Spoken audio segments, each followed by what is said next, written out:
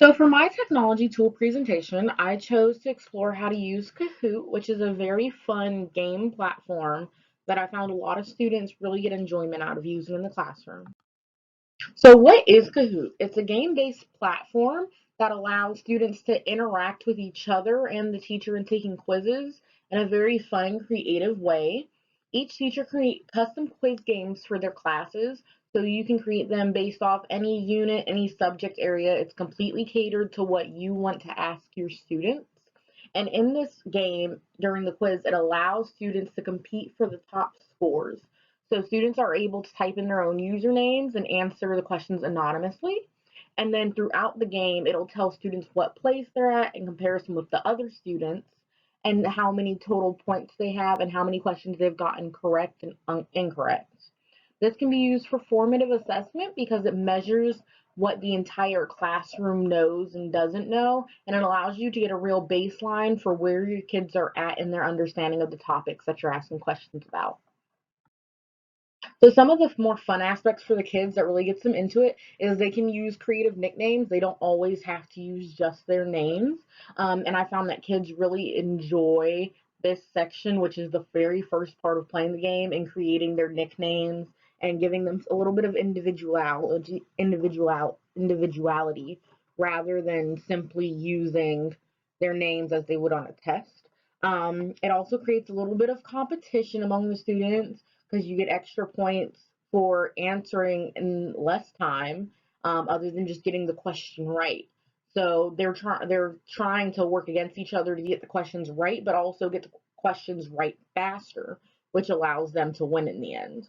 One other thing that I've noticed that the kids really enjoy about Kahoot is that it's a very vibrant and colorful. It uses a lot of primary colors on the website, and so those bright, vibrant colors really get them interested and keep them entertained throughout the process.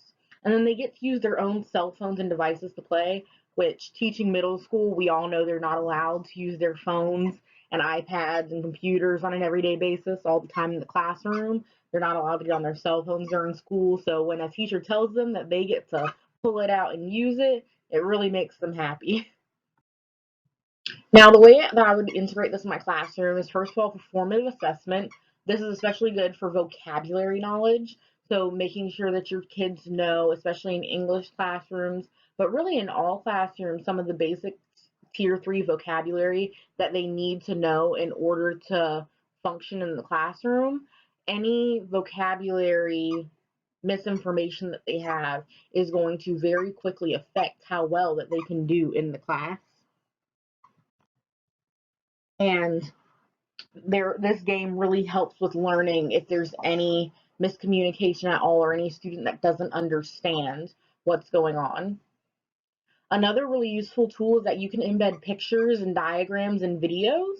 And I found this especially useful for math concepts. So a lot of times you teach geometry in middle school, and sometimes showing them on the boards are good, but it doesn't always make it the easiest for them to understand when they're really put up to the test. So for things like diagnosing which triangles are which and other things really help when they're able to see the pictures rather than it being the first time on a test when they have to see the pictures and really understand those concepts.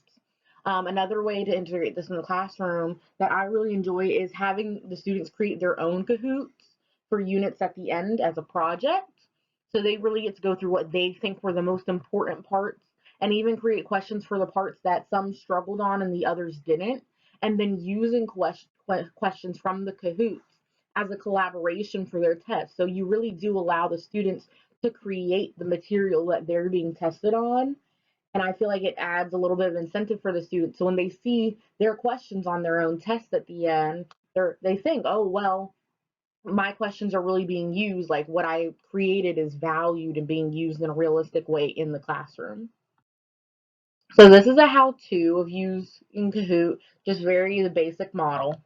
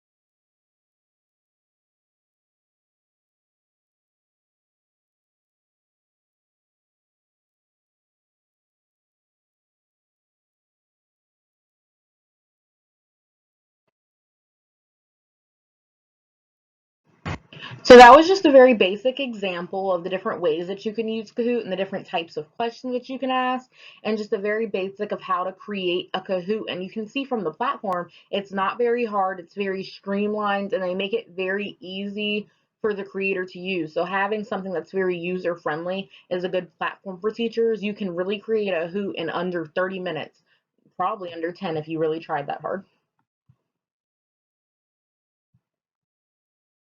And so this is the final report that you get at the end, which I think is a very good thing in the way that it's set up, because it not only shows you their performance, and it can be broken down by player if the kids choose to tell you what player they were, but it's also broken down by the whole class. So on here, this was just a one-person game where I got some right and some wrong to see how it would pan out in this final Excel spreadsheet. So it shows you when it was played, who it was hosted by, so you can see which teacher this is a report for, how many players you had out of your classroom, and then how many questions were asked. And so from overall performance, you can really see the amount of correct answers and the amount of incorrect answers throughout your whole class. It averages together all of the answers, and then the average amount of points that each student got. And then at the end, it asks for their feedback. So it asks them, how fun was this experience? Did you learn things? How do you feel about it? And if you have an overwhelmingly positive or negative feedback performance, you can see how comfortable your kids are with this information.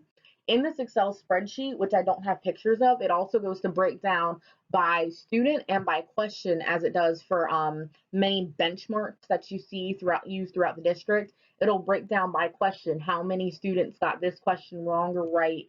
And so you can really see if an overwhelming majority of your students got certain questions wrong, which topics need to be reviewed.